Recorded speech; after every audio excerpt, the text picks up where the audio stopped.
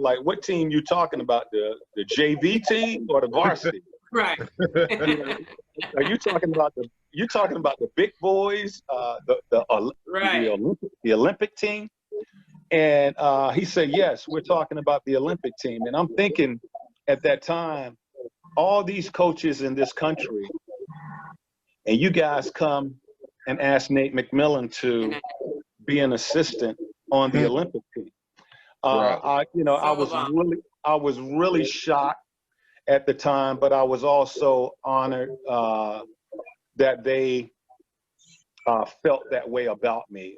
Jerry Colangelo, Coach K, who were selecting the staff, that they wanted me to be a part. They felt that I could help the Olympic team. And it was an unbelievable experience, you know, to be there working with Kobe and Wade and LeBron, Carmelo, Durant. I mean, you talking about walking with your chest out, knowing that you got all those guys. We were just running through people in 2008, and it was a team. You know what they wanted to do. It started in 2005. We lost in the Olympics in 2004. That was Iverson, Wade, LeBron, and all of those guys.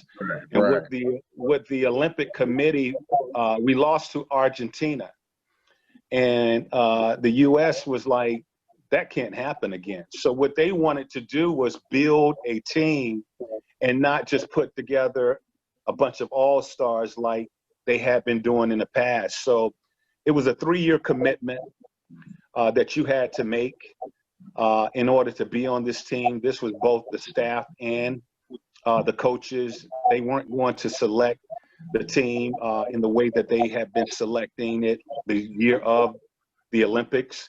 So you had to spend 3 years with the team, build the team, build the chemistry. And so we did that from 2005. We ended up losing one game. We lost to Greece in 2007. And it was the worst feeling. We ended up still qualifying, but we lost the game. Right. And with that national team, you can't lose a game. Why does the players not want to be on the Olympic team anymore? Like, they opt out of playing in the Olympics nowadays. That's a 3-year commitment as well. That's a lot. It's a long season. You don't have a break. Some guys have other commitments, you know, depending on their star status. I think there's a lot of things that go into, and Nate, correct me if I'm wrong, but I think there's a lot of things that go into that outside of just playing basketball. I think everybody wants to represent the country. It's, what do I have to give up to represent the country, when in the past you've picked the year before, or you've picked, you know, the year of. Now I give you 3 years to practice, to miss away from my family when I already have a season where I'm missing, you know, my family and so on and so forth. So I think there's a lot of things. So do you think, okay, I already have 1, 2, 3 gold medals. I'm good. I'm going to hand off the torch, or because I want to be with my family, because I played all year round. Now I'm going all summer to play in the Olympics. They just give up. They just want to say, pass the torch to the younger guys. I think it's a combination of things. You know, the Olympics doesn't have the same meaning to athletes as it did back in the 90s, 80s. It doesn't have the same appeal to athletes. You know, back in the 80s and 90s, it was really college players that played in the Olympics. And when we started getting busted in the Olympics in the 90s, I think 92 is when they started allowing NBA players, professional players, to play in the Olympics. Mm-hmm. And, you know, we wanted to dominate the game that we created. So they started allowing the NBA players to play the Dream Team in 92. And that made it attractive again to want to play in the Olympics.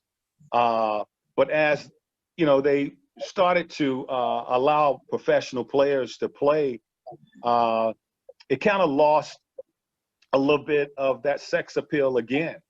And we took it for granted, I think, in 2004 when we lost in the Olympics to Argentina. We didn't even qualify. I don't even think we qualified that year. They wanted to make it attractive, sexy again. They made it attractive for players, and it's different in the sense that players, you know, and this is my own personal opinion. It's not that I've talked to any players. It's just my thought with why players don't do things, or it's so much money committed to the players right now that they don't need the Olympics to put on their resume. You know, you don't get paid for that. Okay, right. Those 45 days that you're gone about 45 days, almost 2 months when you commit to the Olympic team, and you don't get paid for that. You know, the players, they get endorsements, and you know, the shoe companies, they pay them for some appearances, and they can make some money. But you're giving away your summer to the Olympics, and there's no pay in that. And these players, you know, the players now are making so much money that they want their off time. They want their summers. Majority of the guys that they are selecting are guys who normally play deep into the playoffs. They play until May, June, and then you're going to say, okay, July and August, I'm going to play for the national team, and we start back up again in September. It's a you know, you have to really respect LeBron, who's been playing in all these finals, and plus he's playing in with the Olympics, and he's continuing to come back and be as strong as ever. And you know, Durant was doing this.